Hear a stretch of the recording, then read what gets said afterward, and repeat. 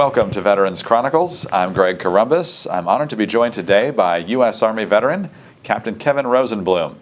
He is joining us for the Wounded Warrior Experience at the 2019 American Veterans Center Conference in Washington. And Captain Rosenblum, thanks so much for your time. Thanks, Greg. It's awesome to be here. Thank you for inviting me. Where were you born and raised?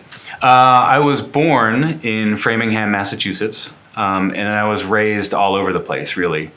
So rather than being a military brat, I was a professor's brat. And so my dad, every time he wanted to move up the ladder in professorship, we would change schools. So I was born in Framingham when he was at BU for his postdoc, and then we moved to Edmonton, Alberta, Canada for his first professorship, and then down to San Marcos, Texas, and then Batesville, Arkansas. I went to school in Kentucky, served in the Army in New York, lived in DC, now I'm in Richmond. So I was raised all over the place, really, but Richmond is where I call home now. Fantastic. Yeah. You mentioned your dad was a professor. Is there a history of military service in your family? There is, yeah. So my dad's father, who I called Zadie, was in the Army Air Corps in World War II. So he was a navigator on B-24s in the Pacific Theater. And I grew up just idolizing his service. You know, I'd ask him about it. And of course, that generation didn't talk much about it, but he'd show me his old air medals and he had his uniforms and everything. And when I was a kid, every time we'd visit him, I'd want to go see his medals and his uniforms and play dress up and all that. And I just really idolized his service. And so when it came time for me to go to college, military service was not at the front of my mind. I figured I'd go to college, and I was interested in some type of government service. At the time, I wanted to join the State Department or the CIA or something like that. But my freshman year, my friend Derek and I heard about the ROTC program. So I went to a little small school called Center College in Danville, Kentucky. It's called Center because it's in the center of the state. Clever, although with an R-E, the English spelling. And we heard about the ROTC program at University of Kentucky, and we heard that they really wanted center students because it's a good school and supposedly we're the smart kids. And so they were basically giving out full scholarships to center students that would apply to the Army ROTC program. So we went up there and checked it out. I ended up in the Army, or we both did, because we turned right instead of turning left for the Air Force, because they were both in the same building, and we just walked in and turned right to go to the Army, and signed up in 2000, thinking, of course, about patriotism and military service and all that, but it would be disingenuous if I said that was my only motivation. The scholarship, the scholarship, pretty nice. The scholarship and the monthly beer money stipend certainly helped too. But I had always thought about service in the back of my mind. I knew I wanted to be in government. I just didn't know until I joined the Army that I wanted to be in the Army. So how soon into your college career did you join the ROTC? Was it right out of the That was, the spring term of my freshman year, so it would have been 2000, early 2001, I think. So your last 3+ years you were in there? Yeah, 3.5 years I was in the ROTC program. So you signed up for this before 9/11. What are you thinking once 9/11 happens? Well, like the rest of the nation, really, I was in shock. But in the time afterwards, it kind of coalesced for me that this was going to involve me in a really direct way. In 2000, when I joined up, we hadn't had a major war since 1991, the Gulf, and then there were smaller actions, but I hadn't really given a lot of thought to actually deploying to combat. And then 2001 happened, and then 2003 we invaded Iraq, and it was kind of a sure thing that I would be going to war. And it shook me at first. Like I said, I didn't think about serving in combat when I joined up. I thought about jumping out of planes and running around in the woods and shooting guns and, riding in Humvees and on tanks and stuff. And, I was a 19-year-old kid when I joined. And then having to think about the responsibility that an officer has, especially since I wanted to go into the infantry, knowing that kind of responsibility and what would be, what my role would be in it.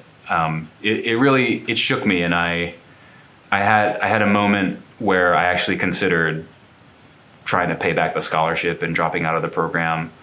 In 2004, one of the UK cadets, Jeffrey Graham, was killed. He graduated the year before, and he was killed in Iraq by a roadside bomb. And we all knew him from the program, and he was a great guy. And it just made things really, really real for me. It's not. I realized that this isn't play anymore. This isn't just going to be training. We're going to war. You're going to war. And it was just a moment. I think that any 22, 21-year-old kid really would have that. But then I realized, I made a commitment to serve. I wanted to serve, and that kind of, after that kind of moment of, I wouldn't call it weakness, but I guess reflection, it kind of galvanized me even more. But it was definitely a shock, those events, as it was for the entire country. Absolutely. Yeah. Where did you end up going for training? So I trained at Fort Benning, did all the infantry stuff, and then went up to Fort Drum, and I served with the 10th Mountain Division up there. And so I arrived at the 10th Mountain and went down to my platoon with the Conexes all packed up. We were ready to go to the desert, and I met them a couple months before we deployed, but all the training was done. And so the first time I ever led my platoon on any sort of exercise or anything like that wasn't an exercise. It was our first patrol in Baghdad. Wow. It was the first time I actually led my platoon. So it was not the ideal way to start out your platoon leadership, but I had amazing soldiers and amazing NCOs and amazing fellow PLs and a company commander and first sergeant and role models. And so I think I did okay. That's an intense on-the-job training. Yeah, definitely. Yeah. In a moment, we'll get to the event that happened shortly after you got there. Talk a little bit about your role. You mentioned that you were leading this. You're essentially the company XO, right? So for my first assignment was as a rifle platoon leader. Okay. So that was leading. I was a second lieutenant in charge of 40-man rifle platoon. Gotcha. What was your first experience with combat? So we were on Camp Liberty. We were in Western Baghdad in 2004, summer of 2005. And we were assigned a pretty active area. My company had the neighborhoods of Amaria and Qadra, and it was it was really urban and populous, and very heavily populated by what we thought at the time were AQI, Al-Qaeda in Iraq, members and leaders. And so it was our job to try to, on the one hand, root them out and take care of them and get rid of that, and then on the other hand, to provide security and safety and stability and some semblance of a normal life to the citizens of our area of Iraq. And so by the time we got there, major combat operations were kind of done. That was in the first couple of years of the war. We had rolled up the Iraqi army, and we were going into more counterinsurgency at that point. So it was kind of a twofold mission of trying to fight the insurgency kinetically, and then doing coin operations, counterinsurgency operations to try to win, hearts and minds type of stuff for the public. So it was complicated and really, really hard. And especially for an infantry unit that, those guys and now women that are serving in all aspects of the military, they sign up to do a job, which is to kick in doors and pull triggers and close with and destroy the enemy. And so to have that level of complexity thrown upon it, not just in the battle space, the urban battle space, but also with the rules of engagement and not necessarily just conducting combat operations, it made it really, really hard.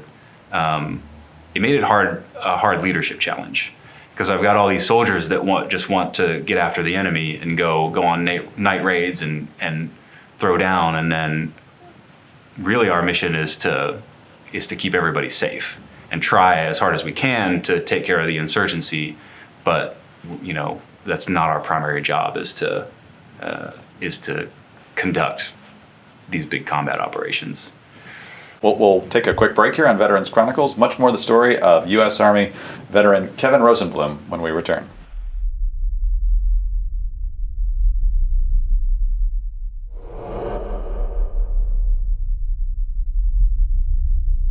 We're back on Veterans Chronicles. I'm Greg Corumbus. Thanks for being with us. Honored to be joined today by Kevin Rosenblum. He's a U.S. Army veteran, served in the Iraq War. And Kevin, you were just talking about the responsibilities of yourself and your unit as you served after being there in 2005. Yeah. You were only there about a month when this major event that would change your life in many different ways happened in West Baghdad.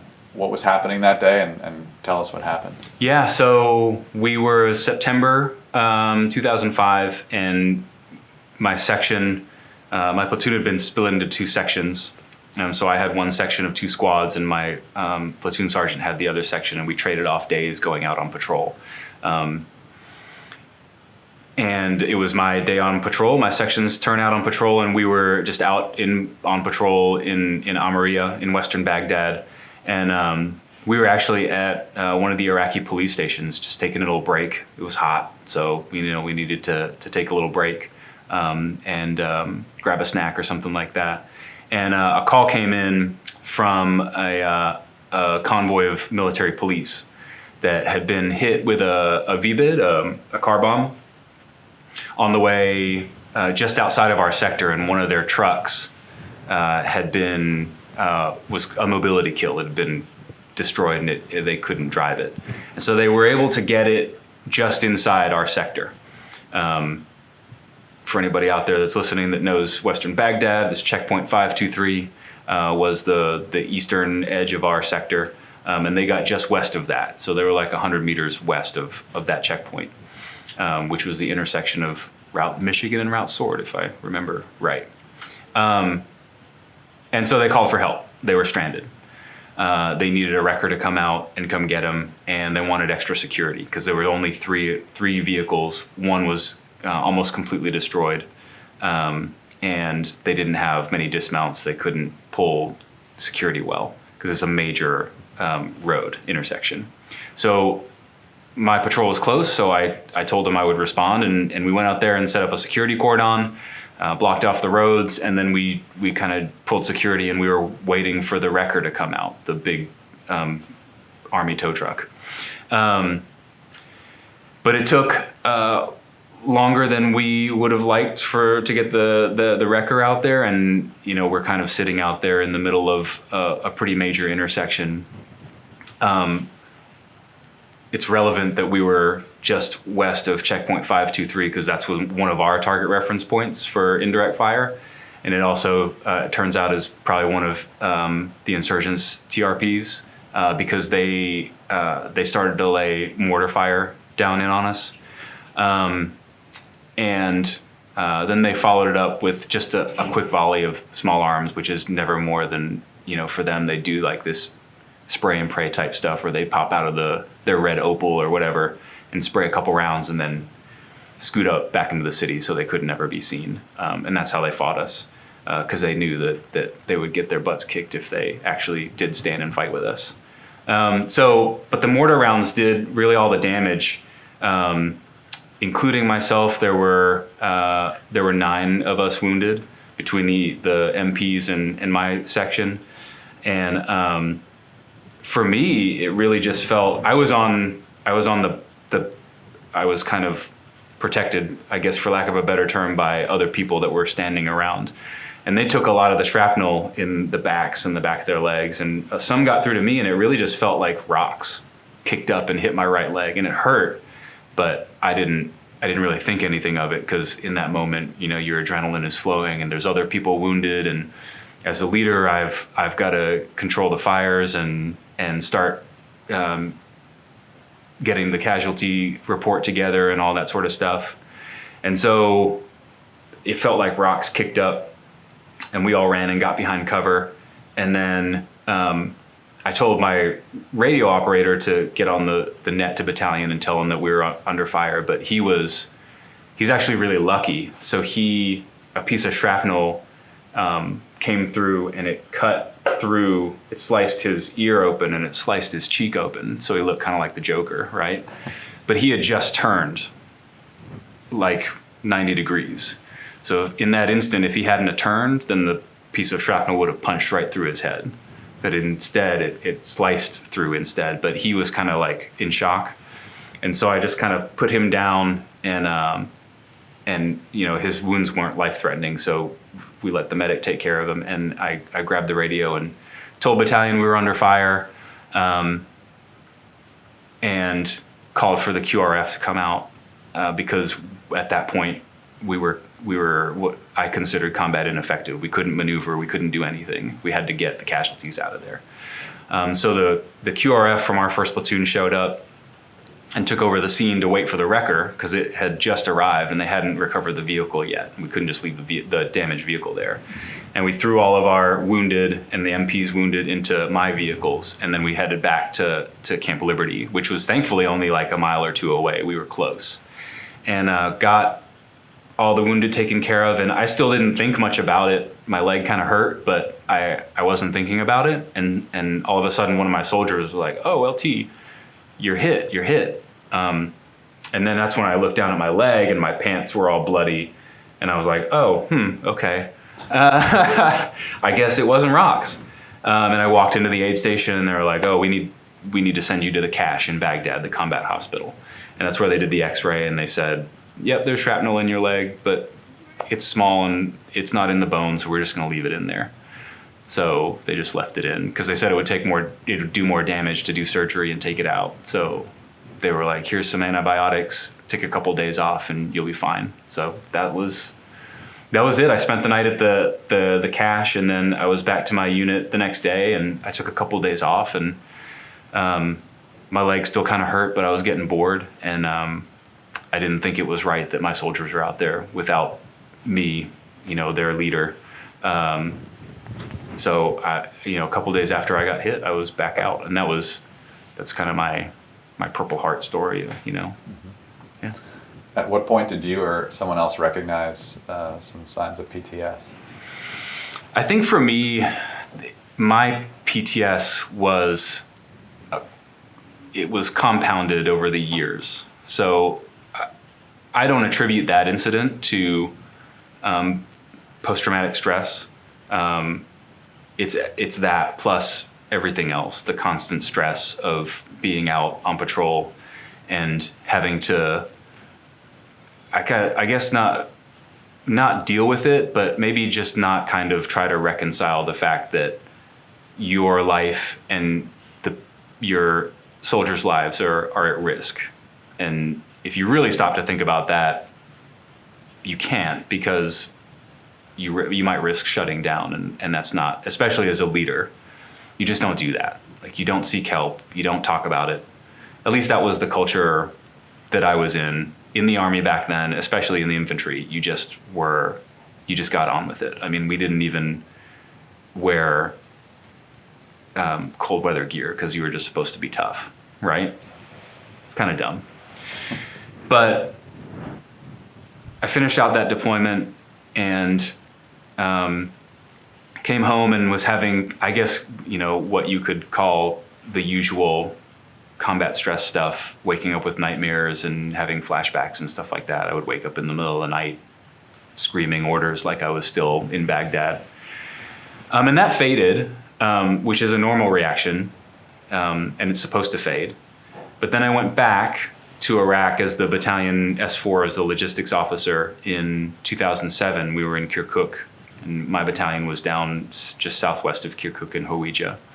And the first tour, my battalion was really lucky. We didn't lose any soldiers. My company didn't. We had wounded, obviously, of course. But both my company and my battalion, we didn't suffer any killed in action. But the next go around, we weren't so fortunate. And as the logistics officer, one of your jobs is also as the mortuary affairs officer. So when soldiers are alive, the S1 is responsible for them, and when they're deceased, the S4 is responsible for them because they become more of it's not right to call them property or commodity, but they're no longer living, and so they're no longer the S1's responsibility. And so I would have to identify our soldiers in the mortuary affairs office that were killed in action. I had to process their effects, their personal effects, so going through all of their stuff and getting it ready to send it home. And then that tour, I lost a really good friend of mine, one of the best NCOs I ever served with, who was in a squad when I was a company XO. And we weren't in the same unit anymore, and I was down on my fob, and his unit came through on their patrol, and they stopped just to refit, get some more fuel, get some water and stuff, and we got to catch up for a little bit. And then John was off. He was the acting platoon sergeant, so he was riding in the truck with the medic. And I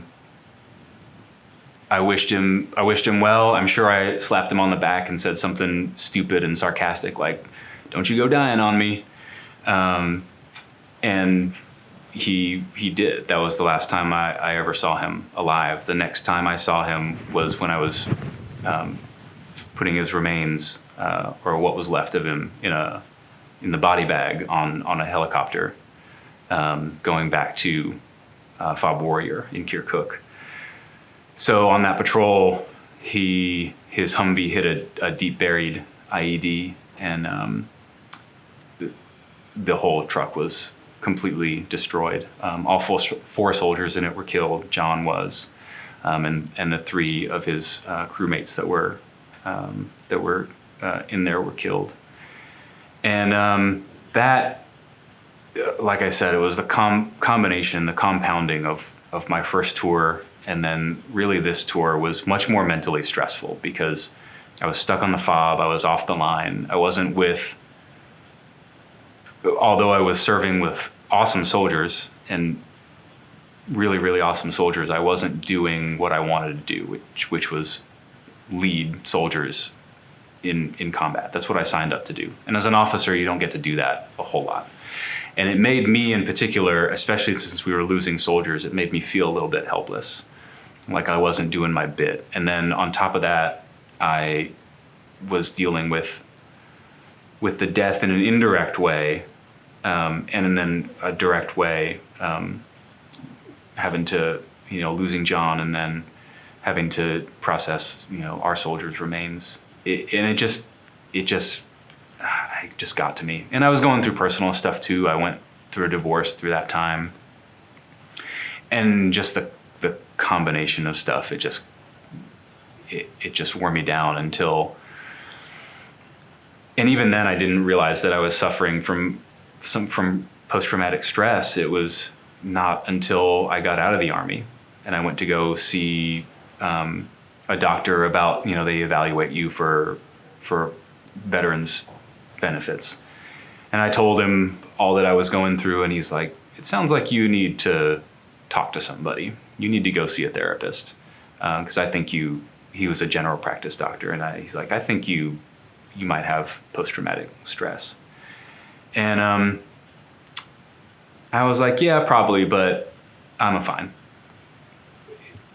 You know, this is how I'm supposed to feel, was my attitude. You know, yes, I went through this, but I also volunteered to do it. And so my attitude, which I realize now was a very wrong attitude to have, was just like, you volunteered for this. You're supposed to be stoic. You're supposed to be hard, and you're not supposed to admit this weakness. You're not supposed to need to take care of yourself like this, because it shouldn't happen in the first place. And so years and years went by, and I didn't seek any sort of treatment for it until my current wife was just like, dude, you gotta go. You gotta go. You know, life has its ups and downs, and I was down, and I was not the person that she knew. So how long had you been holding off on getting help? I didn't seek professional help for PTS for at least 9 years after I was diagnosed with it, after I left the Army. I think I left the Army in 2009. I think it was probably 2018 until I went to go see a therapist. Yeah, so. And what was the biggest part of that helped you? Just unburdening myself. You know, there's only so much you can carry before you just get brought down by the weight of it. And when I was talking to the therapist, I just kept this theme kept coming up of just me carrying this burden. I've always kind of been like that. I'm a worrier. I take things on myself. I take things and hold them inwardly. And that it took talking through it with my therapist to realize that it's not fair on myself. It's not fair to my loved ones and the people around me in my life that care about me for me to have this kind of attitude, for me to carry this burden, because it's not my responsibility. And I'll never forget the kind of like the breakthrough was when I was talking to her and talking about just feeling almost like these spirits that are on my shoulders all the time, just like pushing me into the ground. And she said there was a window in her office behind her, and she's like, why don't you open that window and just let him go? And I did, and it was the most amazing thing. I mean, it just felt this weight come off of me. And that was kind of the breakthrough, that I recognized that it's not my burden to carry around. It's not my responsibility, and it's not fair to me or my loved ones to have this backwards attitude of that I need to hold everything inwardly, and that really letting go, it took that, but it's been the best thing that's ever happened to me. It's wonderful. Yeah. It's absolutely wonderful. How did you meet President Bush? So I first met President Bush in 2015. I had heard about the Warrior 100K, the mountain bike ride that's put on by the Bush Center to honor post 9/11 veterans, and to really highlight the power that sport has in rehabilitation, both from physical and mental non-visible wounds of war. At the time, I was volunteering with an organization called Team RWB. I'm sure those listening have heard it. And I kind of came to it through that. I honestly can't remember how I first heard about the ride, but it sounded awesome. It sounded purposeful.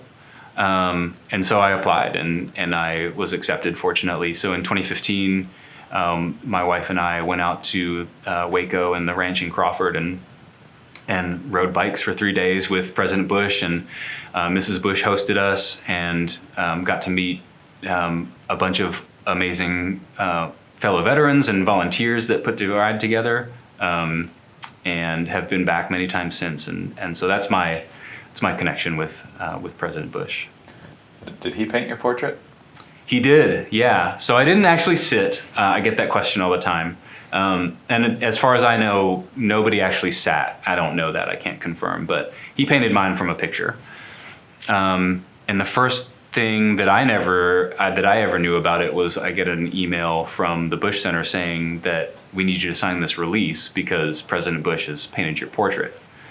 And I think that was all to do with like the, not secrecy, but the behind the book, because the book hadn't been released yet, the book of portraits.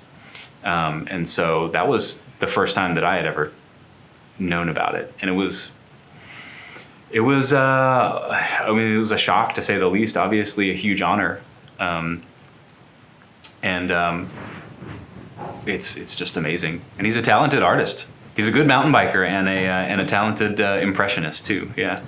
Talented impressionist. Yes, yeah, that's his. No, like impressionist artist. Like that's his. You get that's no. He probably is a pretty good impressionist too, but I think it's more. He's probably used to more people doing impressions of him than him of other people. Probably so. Yeah. Probably so. What kind of guy did he come across as to you? I think probably the best way to describe him is, and I mean this with the utmost respect, is that he's a dude.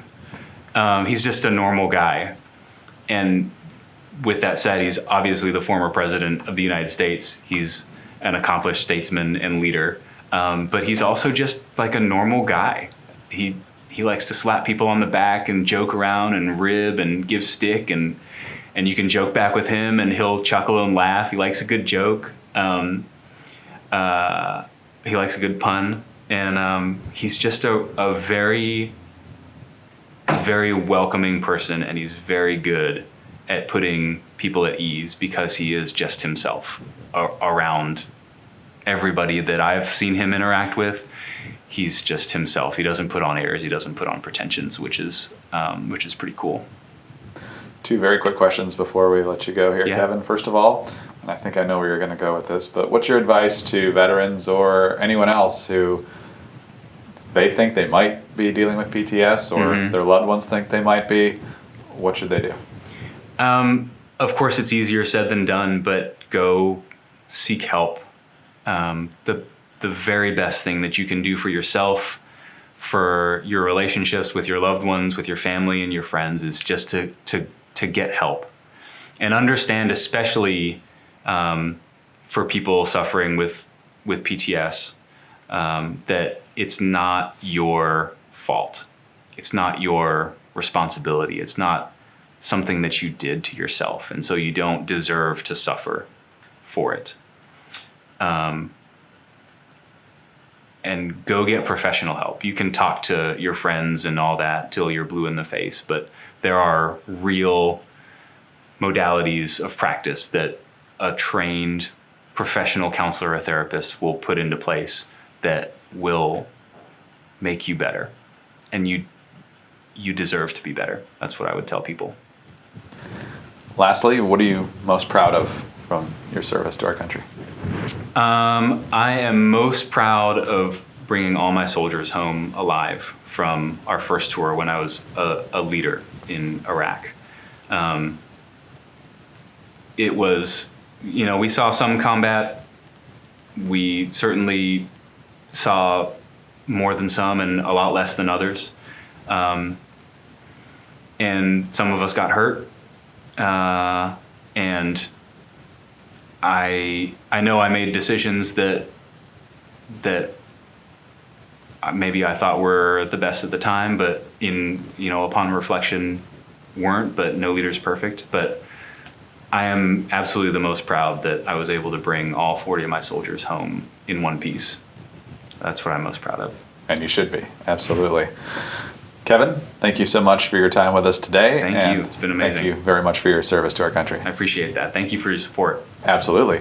U.S. Army veteran Kevin Rosenblum, veteran of the Iraq War. I'm Greg Corumbus. This is Veterans Chronicles.